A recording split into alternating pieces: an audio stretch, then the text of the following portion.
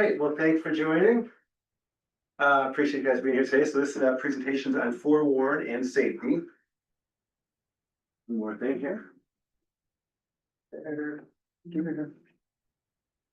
All right. So, FOREWARN. So FOREWARN is an app for your phones that's included in your dues. So all Heartland members have access to it. So we would recommend, if you don't have it on your phone yet, we suggest you download it. So you go to your app store, type in FOREWARN, and I will show you what the logo looks like. It looks like this. It's hard to see. Let me clear that back to the home screen. It looks like that little shield, black and red shield.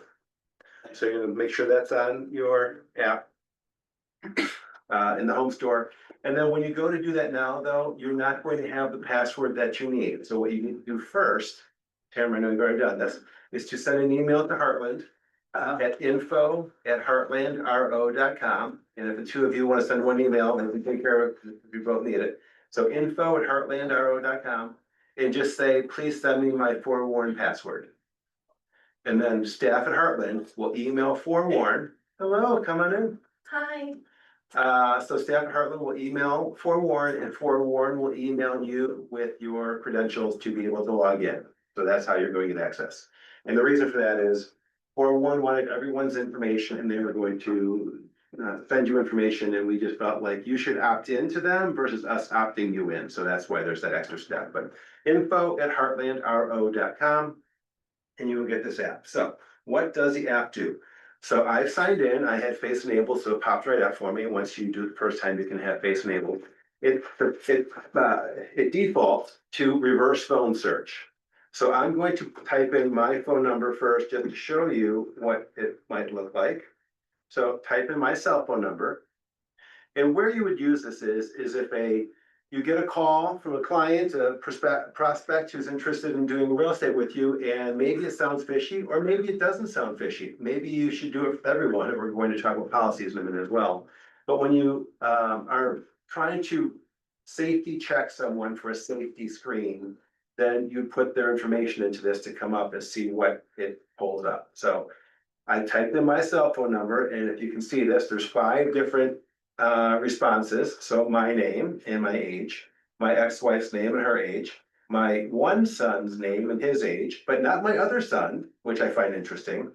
And then some Kimberly Ann Phelps and Rachel R. Phelps, who appear to be a mother and daughter. I guess that by their ages, that they appear to be mother. I have no idea who these two people are, and I've had the cell phone number 30-something years. So just showing you that erroneous information can come up on this. Now, I speculate, why are their names attached to my phone number? Now, my phone number ends in 000, so it looks like a business phone number.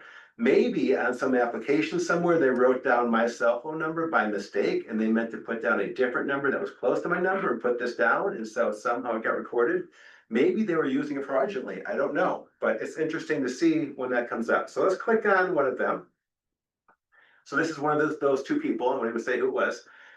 You'll see that there's 5 bars here that comes up for her. So it puts in that, it shows that phone number, it shows the name, it shows number of aliases in this red. So she is using or has used 4 aliases, which in itself is not a red flag, because I also have an alias. I used to use a different last name for a different reason. So that would be an alias for me, which is unusual for a man. You know, women may have a maiden name, so that could be an alias. So you can click on the aliases, and it will pop up with other information about those aliases as well. But going back to the home screen, it says in the top here, this top bar says 5 phone records, and you can click on that and see the 5 different phone numbers that were associated with her. And last seen date is also listed. It shows mobile number, residential, residential, residential. So she's been associated with these other phone numbers. One of them was 2018 was the last time, 2025, 25, 25, 25. So 4 of them are fairly recently used. That's helpful information for someone trying to screen somebody. So that's phone records. 15 addresses for this person. So do they own a lot of addresses, a lot of property? Did they move around a lot? How does someone have 15 addresses? Now she's in her 60s, so maybe she has moved around a lot. Here's the list of those 15 addresses. And it says the date that they were associated with that address. So this one comes up, she's lived in Lincolnshire for the last 23 years. but she's lived in Texas in 2021. Well, how has she lived in Lincolnshire and in Texas at the same time? Maybe she owns both those properties. Very possible. There's also a Lake Forest address from 2002, a Deerfield address also from 2002, Northbrook address from before that. Again, a Lincolnshire address, another Texas address, Northbrook, Dallas, Texas. So Plano, Texas. So she apparently lived in Texas and then moved here. So you can maybe paint a picture of how this might make sense, but it also could paint a picture of, is there a question here? So is something not adding up? So that's addresses. The green one, it's good to see green. Green, yellow, and red are the options that could come up. So this is green. It says no criminal/infraction records located. And this is stronger matches only. Then the second one, which is also green, says no criminal/infraction records located, weaker matches only. And then no court records located, bankruptcies, liens, judgments, foreclosures. It's critical to know evictions are scrubbed from the system. So FOREWARN pulls out evictions. I'm not happy that they do that. I think if it's all public data, they should give you all the public data. But they do that for a reason. We'll come back to that in just a minute, which is you shouldn't be using this to screen tenants for property, and that's why they remove evictions. So I'll get a little ahead of myself. 6 vehicle records. So what vehicles do they own or drive and when? So Cadillac Escalade, unavailable in color. That's a 2002 Cadillac Escalade, a 2008 Cadillac Escalade as well, a white one, a 2017 Tesla, a 2001 Dodge Durango, 2013 Land Rover, and a 1998 Jeep. So you know what vehicles this person has owned. Again, could be informational, might not be. And then 5 property records as well. So again, back to properties, and this has a little bit more specific information with the properties, addresses, buyer name, sales price, sales date, loan amount, and loan to. So 5 different properties that she may or may not own. So that can help paint a picture for, does this person's story make sense? If you get a buyer, client calls you up, prospect calls you up and says, hey, I'm moving into town and live out of town, and then you pull them up in FOREWARN, and guess what? They don't live out of town, they live in your town. That could be a red flag, and you're probably looking up because you had some other, your spidey sense was tingling. So this is a good way to check people out. So that's real quick on this piece of the app, but let me go into a couple more pieces. Phone number reverse search. So that's one, that's just using their phone number. It can also come up, if you put their phone number in, it could come up blank. And sometimes we call those burner phones. It could be a temporary phone that they pay cash for, which I'm not saying that's a bad thing, but that might be a yellow flag for you as well of, does this person make sense? Why are they calling me from a burner phone? Does that mean they're going to cause you harm? Not necessarily, but I think it's one more weight on the scale of, is this something I should be cautious about? And then also, so that was the phone search, doing a new search. It says down below here, search by name. So you can type in and put in first name, last name, date of birth, city, state, zip, age, minimum, maximum. You don't have to put in all of these fields. So if you don't know their date of birth, you don't have to put that in. If you can put in, the more pieces you put in, the more accurate it's going to be. So it's helpful to put that in. But I have used this when agents have called me at Heartland to say, hey, I got a phone call. This person sounds weird to me. I've pulled my phone out on the phone with these agents and pulled up this address, this name search, and pulled up the person to help understand if this makes sense or not. This is one tool in the many tools that you have as agents to maintain your safety and screen people. And that's what I really want to make sure is clear, that this isn't your only tool. You don't rely solely on this and make decisions on this. And we're going to come back to that as well. So the name search is in there as well. You cannot use this for tenant screening. That would be a concern for you. That's not what this is for. This is for screening for your safety, to give you a level of security or insecurity, some information to help you understand what your level of risk might be when working with clients. So you can't rely solely on this. I still say the best avenue for your protection is a solid pre-approval letter where you've contacted the lender and had a conversation with the lender about, what did you discuss with this person? Have you met with the person? Did they give you documents? I think that's a more legitimate, solid piece of, is this person legitimate or not, than a FOREWARN. However, I don't want you to think just because they give you a pre-approval and everything checks out that you're safe, because anyone may be an attacker. And we'll come back to that. Your policy. So the part about your policy would be you need to have a policy of how you're going to use FOREWARN or not use FOREWARN, because this is a discrimination kind of tool for you as well. You can be found in discrimination if you don't put everybody through there. So if I were an agent, I think what my policy would be is if I don't know that person, then I'm going to put them through, regardless of who they are.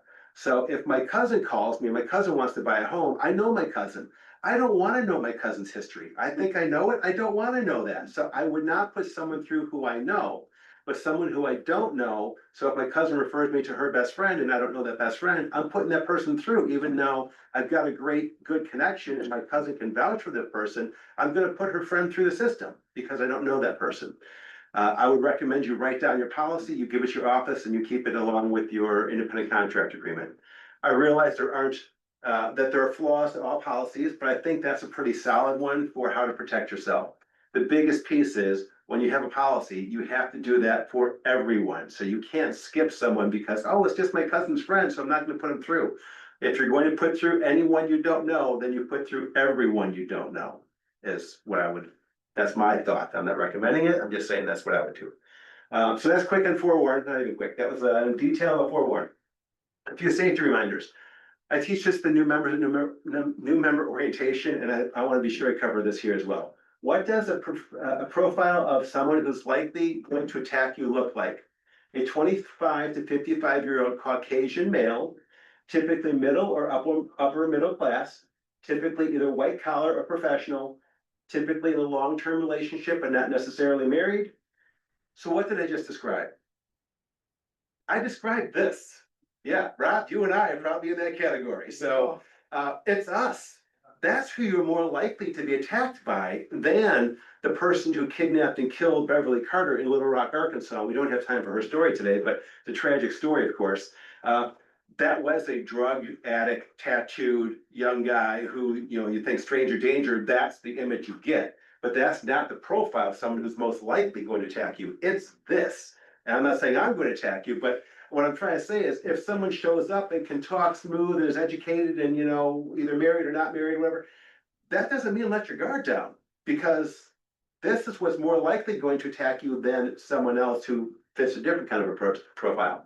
So you can't let your guard down.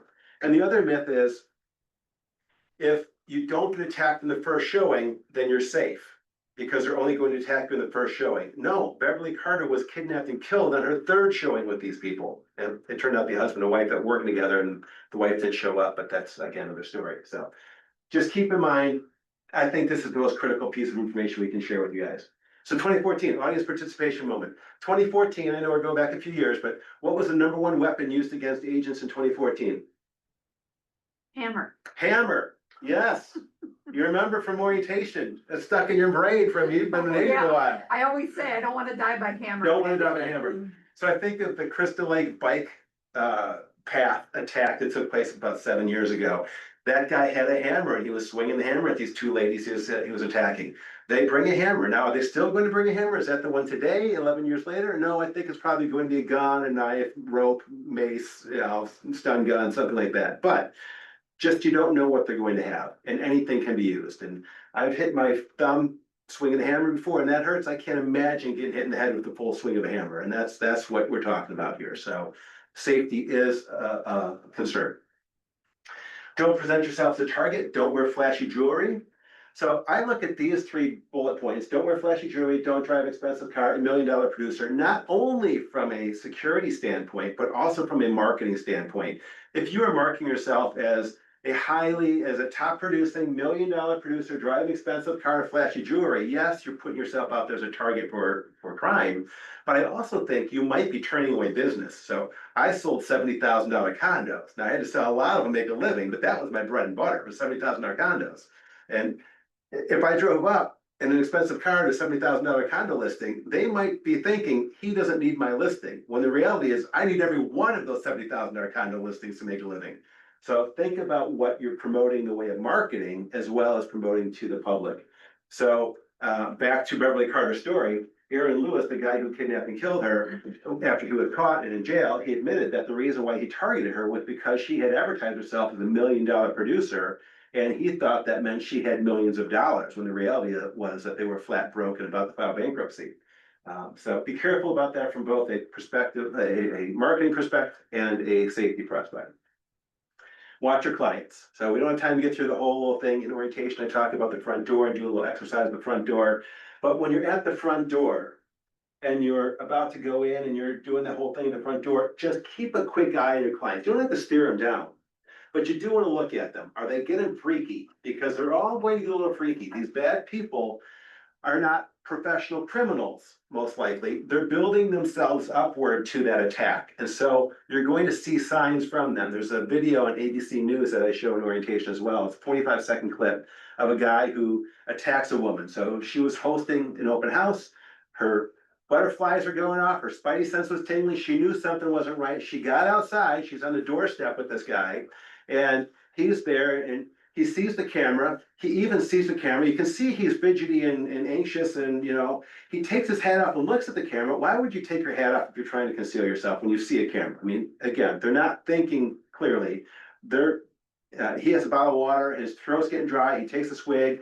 He speaks a couple of half sentences. He walks up. Remember, you said, and then he shoves her over. He gropes her quickly, grabs her cell phone, and runs off.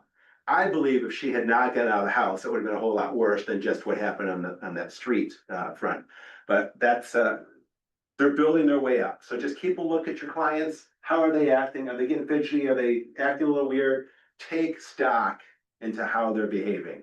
And of course, the other piece of that is always keep control of the door. So when you're done and they look fine, everything's ready, you're going to go in, you open the door, then you step back and say, come on in, please take your shoes off, put your booties on, whatever the whole thing.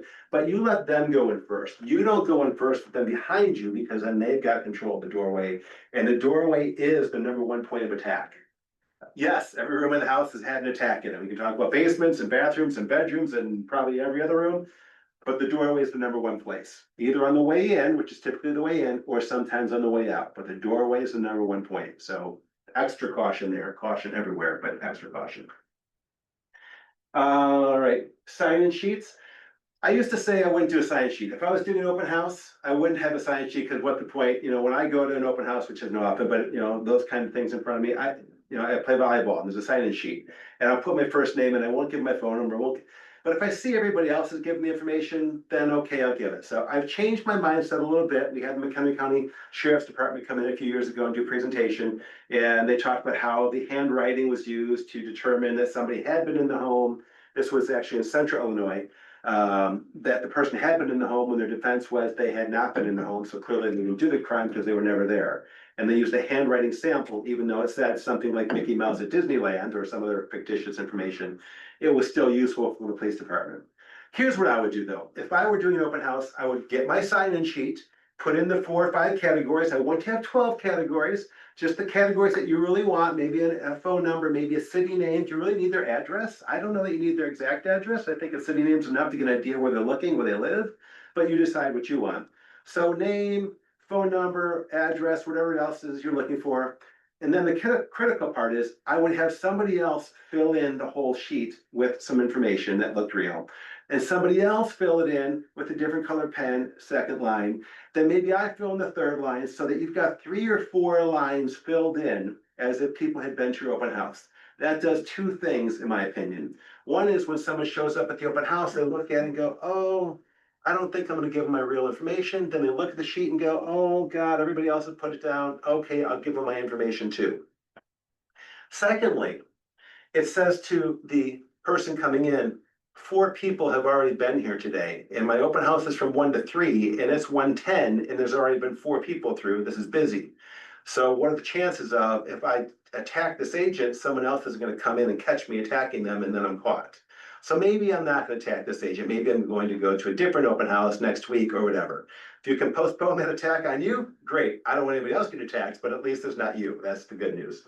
That's what I would do. Just a tip. Bells inside of the door, do something. I don't know if they make one. I should check Amazon. I would like a floor mat. inside the doorway, so that when someone comes in, they step on the floor mat, it pings my phone, or it makes a ding dong or something, so they can't sneak in on you. Because that's what some criminals have done. They've come to the open house, snuck in the front door, and tried to surprise you as an agent sitting there.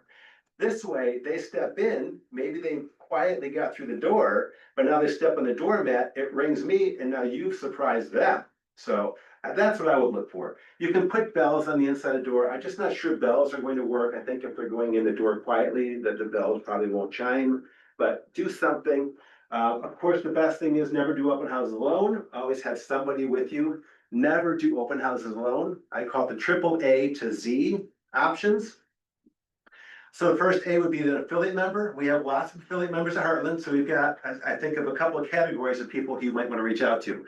The attorney, home warranty people, the title people, and the lenders are three categories who would probably, I'm not gonna say they want to sit in an open house with you, but they will sit in an open house with you. So as I say to new members, you're probably gonna have to call them up and say, hey, Bob, I'm doing an open house on Sunday. Can you come by and do it? I'll be there from 1 to 3. Oh, you've got a birthday party. Yeah, we're busy too. It's only from 1 to 3. Can you bring those cookies with? I mean, you're gonna have to talk them into it. So they're likely going to do it. Especially for a broker open house, they'll do one. Those are during the week on Tuesday mornings here in the county, so those are a good one. But bring someone with you, so an affiliate member, and the lenders will fill out a nice flyer for you with, if you buy this house at full price, here's what the payment looks like with this kind of a down payment, so that they will add value to your open house. And as well, if you ask them to bring the cookies that I mentioned, they're likely going to bring the cookies and they'll pay for them and they'll pick them up and you don't have to worry about any of that stuff. So that's a nice extra piece of the having your bodyguard be an affiliate member. Another one be another agent. So you can tag team with another agent to sit in an open house and you have two agents together. Maybe you split the leads in this open house, or maybe you say, I'll take all the ones in this one. Then next weekend we'll do an open house in your neighborhood and then you can get all those leads, but have another agent with you. Another option would be an adult friend. Yes, you can have an adult friend, and yes, your adult friend bodyguard can speak to people coming in the door. They can talk about the Bears and the basketball and the sports events and all kinds of other things. Of course, if the conversation goes to real estate, your bodyguard, who's unlicensed, cannot talk about real estate to the clients coming in the door. They have to say, hey, Jim, and then bring you over. But your bodyguard can be cordial and speak to them. They don't have to stand at the door like a bouncer. And then the last one is the Z. So the seller, in my opinion, is the last one. I know seller doesn't start with Z, but it's the last on the list. There's 25 other options before you sit in open house with the seller. So my joke is if it came down to me sitting in open house alone or sitting with the seller, I would cancel it. I mean, that's where I'm at. That's how real I am about sitting in open house with the seller. If you're sitting in open house with the seller, the home probably hasn't sold, right? And so now you're going to sit there for 2 hours, and that's going to cost you a lot of money in the end of you explain to the seller why the home hasn't sold and what more you're going to do. And by the time that open house is over, you promised a billboard in Route 14. So I just think the seller's the worst, not even just from that perspective. The seller's also the worst person to sell their own house. I think of my aunt and uncle, I referred them to an agent, this is years ago, and the agent called me up, I'm thinking, great, she got the house under contract and I'll get a referral fee. And then she said, no, I've got a problem. Your aunt won't leave the house for open houses or for showings. I'm like, well, you want me to call my aunt and tell her to leave? And she's like, yeah, I do. I'm like, okay, great. So I call my aunt, so what are you doing? She's like, well, I'm showing the stuff. And so I talked to the agent. The agent said, what your aunt has done is she pointed out in the roof, the ceiling, well, there was a leak here, but my husband fixed it. He's an electrician, so he fixed the roof. Well, why does the electrician fix the roof? So it's the wrong person. You don't want the seller talking about the house.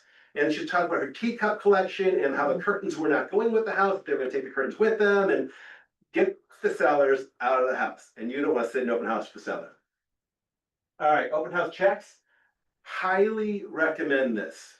So this goes along with checks on open houses and having a code word. So when I was an agent, almost 25 years ago, I was an agent, we had a code word and we did open house checks. And our cell phones barely worked back then and they're like $1 a minute. So there's no reason for agents to not be doing this today. So here's the example. I get to the, so let's say I'm gonna do an open house Sunday from 1 to 3 o'clock. I get there at 12. Stay with me. Why am I there that early? So I'm gonna get there first, way early, call my office. Hey, it's Jim. I'm doing an open house today at 123 Main Street from 1 to 3. Yes, I'm going to do my 5 houses marketing thing. So what that is I would get there, I would go door to knock 5 houses this way, cross the street, door knock 10 houses this way, cross the street, door knock 5 houses back. That's 20 homes. I just call it 5 houses. Door knocking, hey, it's Jim Heisler, I'm a real estate agent doing an open house next door. If you're interested in coming out, come on over and take a look at the house. That's one avenue. Or if you have a reason to believe this is unsafe and you are of concern and you didn't have somebody with you, you might say, hey, just so you know, I'm doing an open house next door. I'm Jim Heisler, a real estate agent. Open houses are a really dangerous thing. So if you happen to see something crazy going on, I'd appreciate if you could call the police. That's a conversation you can have as well. I would say if you're that uncomfortable, you shouldn't be doing the open house, but you could have that conversation. All right, so get there noon, make my call, go do the thing.